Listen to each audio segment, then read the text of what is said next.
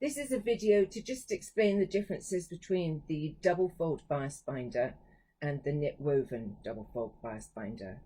It's very confusing because they really almost have the same title. The one I have pictured is the double fold bias binder, and it is really efficient at doing binding in straight lines on the straight edge of fabric. And it works with cotton and actually lightweight denim. And it comes in two sizes, the 1 1/8 inch and 1 1/2. And on this apron that you can see in front, I've used it on these edges here and where it folds over. It can be used on the Evolution, the Triumph and the Ovation.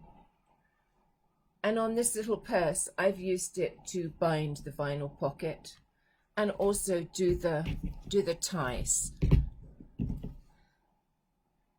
And I didn't actually cut the fabric on the bias, it worked perfectly well straight.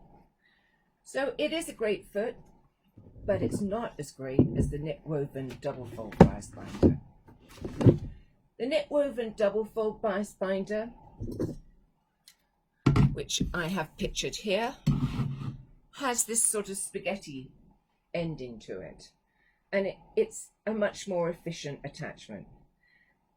And pictured right, I have the alternative table.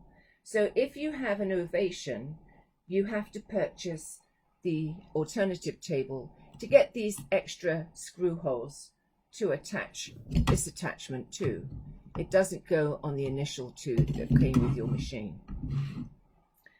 This binder comes in three sizes, 8mm, 10mm and 15mm. And what makes it so different to the other is that one, it works with knits, and two, it will sew round curves. So here are some samples I've done. This is one of my favorite because it's Hello Kitty. And you can see that I've used the smallest binder to sew this binding all around the neck. And once you get going with it, you can't stop. So I actually did the sleeves as well. Obviously, I did the sleeves flat. This binder won't work in the round. But see how nice a finish it has, and the actual stitch there, I don't know if you can see it, but it's a narrow cover stitch. It works with cover stitch or chain. Another sample I have here is this t-shirt. And what I did with this was I actually did the sleeves. I don't know if you can see it, but I put decorative thread in the chain looper and turned it over the other way and finished the sleeve with this particular attachment. Again, flat, it's not going to work in the round. Here I have a t-shirt with a v-neck that I've just finished. And what I really like about using this binder for doing necklines is that a lot of times people complain about neckbands not laying down flat. That's because they're not stretched as they're sewn. And with this attachment, the way it's designed, it actually does the stretching for you. By the time the fabric's fed through here, it's actually stretched it out.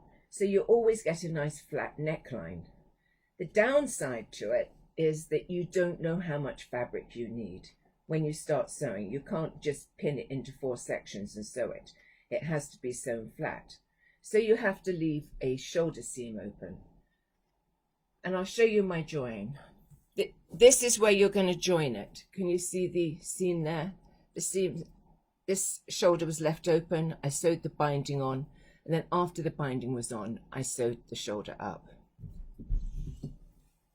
So those were all knit things I did, but I have used it because remember, it can be used with knits and wovens. And again, that's something spectacular. This is a baby's jacket. It's done with blanket stitch on the serger. And can you see the neckline? This is actually a woven. And I sewed it on using the smallest binder. And I actually just turned back the edges on the top there. That seemed the easiest way to finish it. I could have used another method.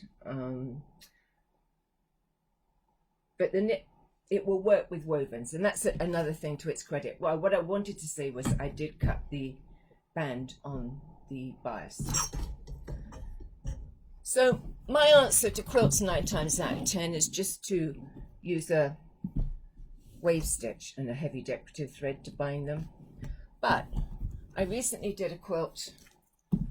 This is all done on the Solaris using new fill stitches, and I actually used this binder to bind my quilt. And you're probably saying, how did I go around the corners? Well, I obviously sewed my strip on, cut it, sewed the next strip on, left excess, undid it, folded it under, and then sewed it on again so that you can't see where the fold is. Of course, you could negate that by putting curved corners in, but not really tight curved corners. The other times I've used it has been when I've been doing underwear, really good for binding the leg seams. And I think there's a couple of other things I wanted to say. Let me check. One was that, of course, you know, you think to yourself, you just need the one binder. Well, I bought one binder, then I bought another binder, then another. And what I wanted to say was, if you have the Ovation and you have the 22-foot kit, you won't have the knit woven binders in there because they're new. They've come out since the Ovation. And actually what Baby Lock did was they put all their new feet that have come out since the Ovation into one box and called it the Ovation Upgrade Kit. And it has all 3 binders in the 3 sizes and actually a single fold binder.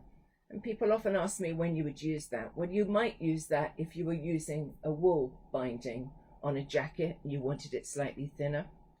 The other feet that are in that upgrade kit box are the hem guide, which is really awesome, and then the Teflon foot and the open-toed foot. And of course I ended up buying all those feet, and it would have been more affordable to buy them in one set. And I think that is it. I'm going to post the numbers of each of these binders and kits and things in comments after this video. But I hope that's helped to sort it out, because I know you go into stores and ask for a double fold binder and it can be confusing as to which one you actually need or have.